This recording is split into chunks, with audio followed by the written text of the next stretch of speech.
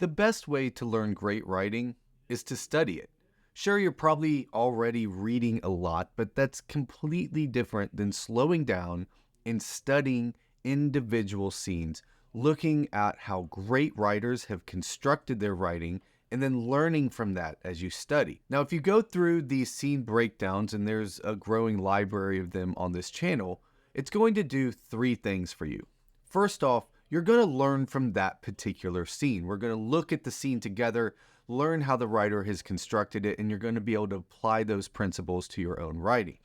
Second, you're going to learn how to analyze scenes on your own. So maybe you don't like the scenes I'm looking at, but you've got your own masterworks, your own authors that you look up to and admire their writing. Well, you can take these principles of analyzing great writing and apply it to those yourself.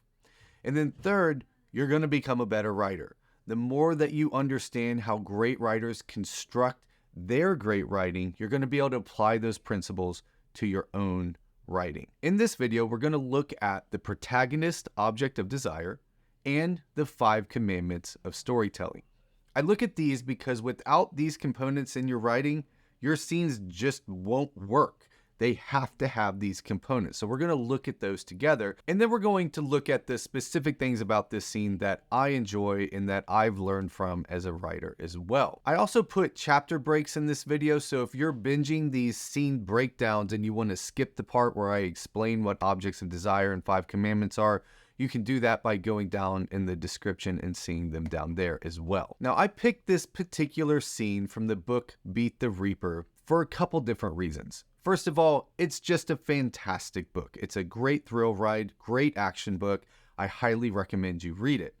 The other is it means a lot to me as a writer. So studying this first scene is how Shawn, the creator and founder of StoryGrid, helped me finally break through my block of writing great scenes. Also, according to my YouTube comments, there are actual grown adults both walking around out in the world and here on YouTube that can't handle adult language. So this is your warning if you're one of those people.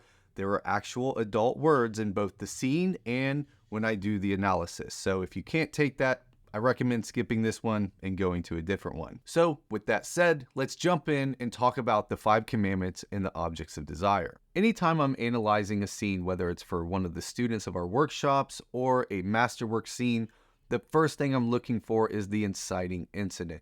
This is the moment when the protagonist's life gets knocked off balance. Some sort of chaos comes into their life that they weren't expecting, and it knocks their life off balance, and now they have to deal with it. Now, this doesn't mean your protagonist was just sitting around not doing anything at the beginning of the scene. It also doesn't mean everything was going well for them. All it means is that your protagonist was moving through their life normally, and they assumed they knew what was going to happen next. They assumed they were just going to get in their car and drive to work, but something came into their life and knocked their life off balance. The example I like to use is that I got up at 5:30 in the morning. I was planning on making my cup of coffee, sitting on the couch, getting my writing done with my pug Lucy sitting next to me. And then I stepped out into the kitchen, opened up the jar, and there was no coffee grounds. And that was the inciting incident. It knocked my life off balance. It threw chaos into my life because now what I thought was going to happen, it's not going to happen easily, and I have to deal with this. Now, out of the inciting incident comes the object of desire. And we word the object of desire like this: the protagonist wants A without having to B. Because whenever we want something, if we can just get it, then there is no tension, there is no conflict. There has to be something we have to give up in order to get A. So in my case, I look outside and it's January in Nashville, and it's crazy that we have gotten 8 inches of snow over the night, and I drive a Toyota Prius, which is not good in 8 inches of snow, especially in Nashville where we don't really have a lot of road scrapers. So now my object of desire is the protagonist wants coffee without having to leave the house. So now we have the inciting incident and the object of desire, and that's going to drive the rest of this scene. So the progressive complications are the things that the protagonist tries that doesn't work. Because what our protagonist wants is to have their cake and eat it too. They want A without having to do B. So the first thing I do is I check in the pantry. And lo and behold, there's no extra coffee in the pantry. And so now that tension between A and B is getting stretched a little bit. So then the next thing that I do is I ask my wife, hey, do you know if there's any coffee in the house? And she says, no, as far as I know, there's no coffee in the house. And that makes it even worse, where the tension between A and B gets stretched a little bit more. Now I'm starting to worry I'm not going to get coffee without having to leave the house. But I decide, well, maybe it's in another cabinet in the kitchen. So I start going through all the cabinets in the kitchen, looking for some coffee, banging the pots, banging the pans, banging the doors, and sure enough, I can't find any coffee. And so the last ditch effort, I'm like, maybe it's upstairs because we have this little attic space. Sometimes we put extra groceries in there. Maybe we threw some coffee in there. I go up there and sure enough, there's no coffee there. And this is the turning point. The turning point is when I, the protagonist, realize I'm not going to get A without having to B. So I'm either not going to get what I want, or to get what I want, I'm going to have to do that thing that I didn't want to have to do. And that is the turning point. When something happens to your protagonist that forces them to see they're not going to get A without having to B, which then leads to the crisis.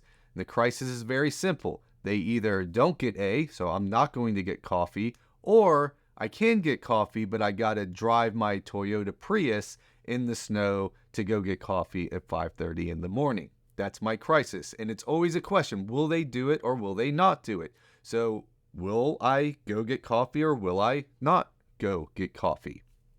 And the climax is when the protagonist acts on the choice. Now, this is important. It's not when they make the decision. It's when they act on the decision.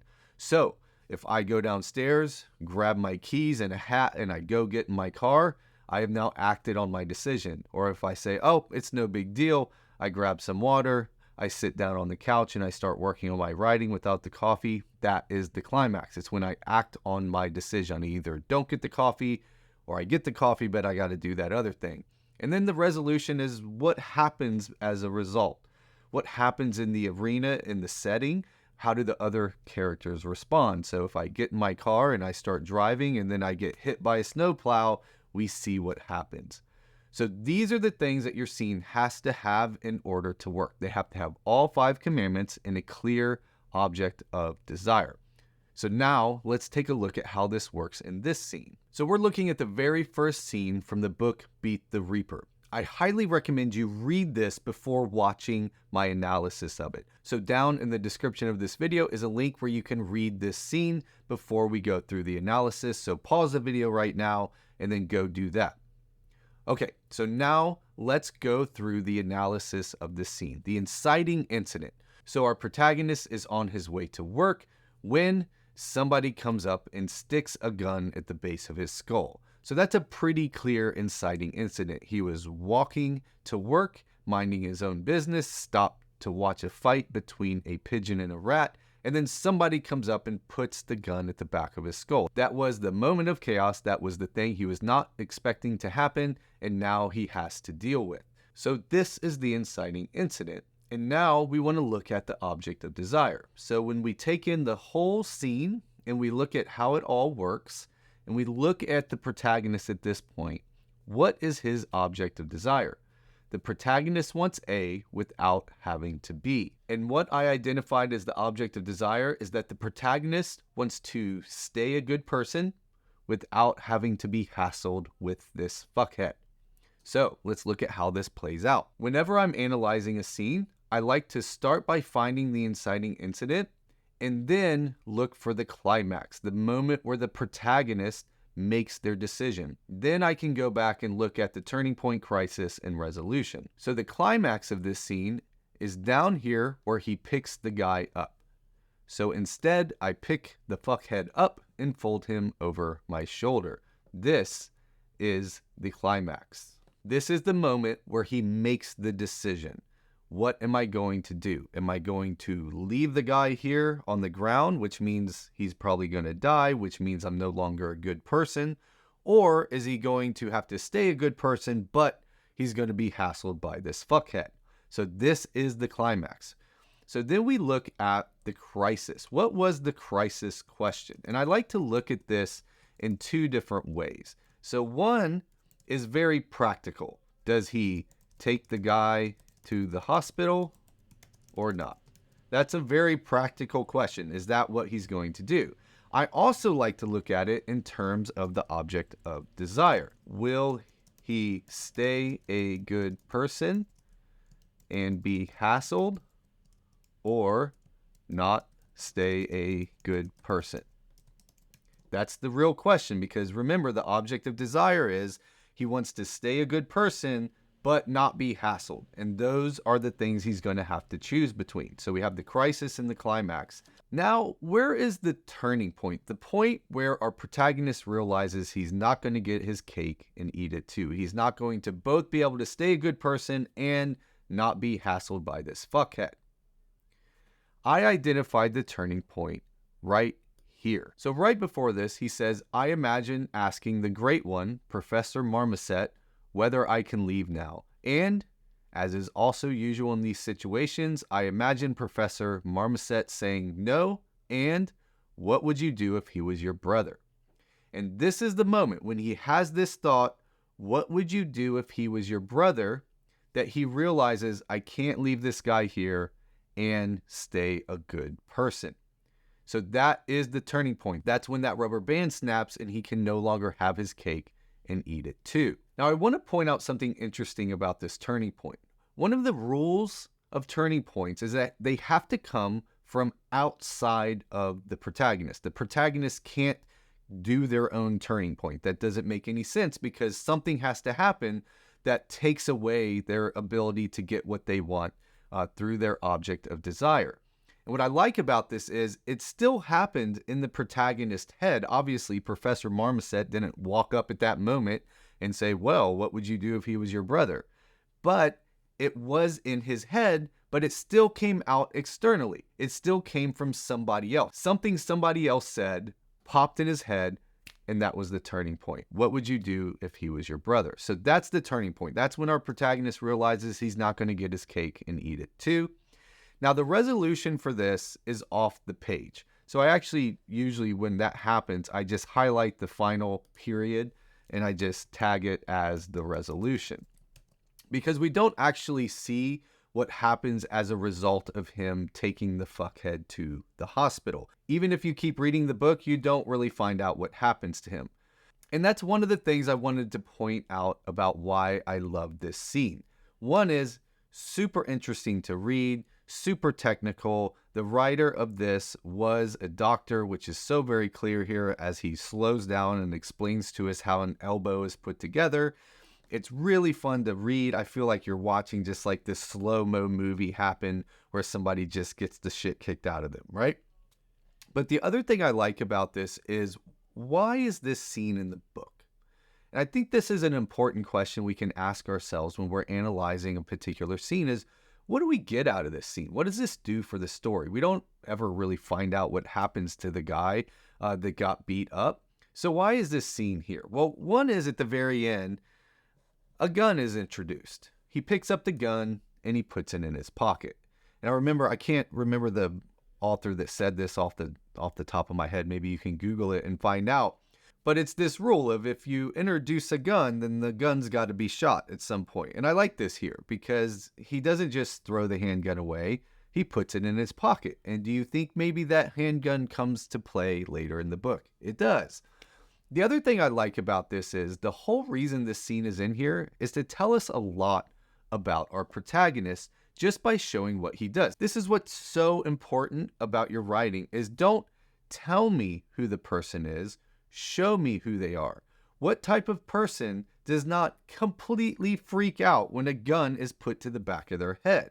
What kind of person understands how an elbow is constructed right before they completely deconstruct the elbow? So we find out so much about who our protagonist is and who he's trying to be, right? So somebody that has no problem with violence, completely calm when a gun is put to the back of his head. When push comes to shove, he will save somebody even if it's at his own expense. And so in this short scene, this short opening scene, we find out so much about our protagonist, and it sets up something for later. The other thing I'll say is that if you're interested in how to write really well-constructed, specific, valence line-by-line writing, this is a great scene to study. Every single line of this belongs here, and it's super interesting and inspiring to read. Okay, that's my scene breakdown of the very first scene in Beat the Reaper. I hope you enjoyed it. I hope you learned something from it, and I hope you take these ideas and go even further. If you want to keep diving into the scene breakdowns I have available, I'm going to put the next one up on your screen in just a second, so click that and watch that next. If you're wondering who I am, my name is Tim Grahl. I'm the CEO of StoryGrid, and I'm the author of Running Down a Dream, The Threshing in Your First 1,000 Copies. My partner, Shawn Coyne, is the creator and founder of StoryGrid, and everything I teach on this channel and everywhere else in StoryGrid is based on his 30 years experience as a writer and an editor. If you want to find out more about StoryGrid, go to storygrid.com. We have tons of resources there. Make sure you sign up for the newsletter. That's where we send out all the latest and greatest stuff.